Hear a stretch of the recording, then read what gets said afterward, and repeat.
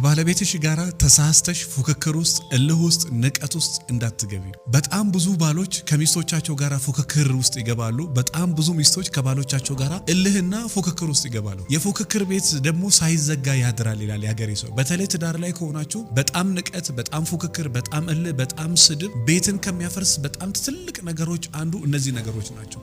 ተሳስተ እሷ ያለችው ይሁን እንጂ ከሚስት ጋራ ፉክክር ውስጥ አትግባ። ባለቤትሽ ያለው ሆኑና የሆነ ይምጣ እንጂ ከባለቤትሽ ጋራ በእልህ ውስጥ ፉክክር ውስጥ ንቀት ውስጥ አትግቢ።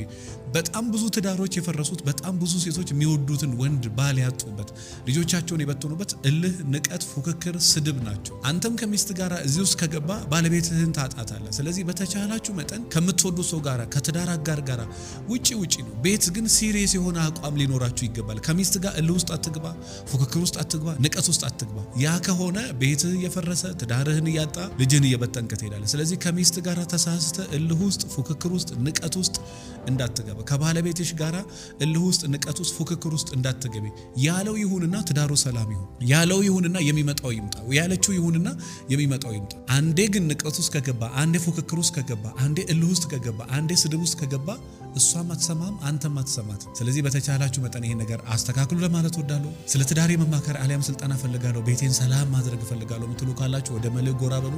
ለበለጠ መረጃ 09774050 ላይ ደውሉ። እንዲሁ ደግሞ ስለ ፍቅር ሕይወት፣ ስለ ትዳር ሕይወት በቂ እውቀት ማግኘት ከፈለጋችሁ የትዳር ሐኪም መጽሐፍን አንብቡ። አመሰግናለሁ።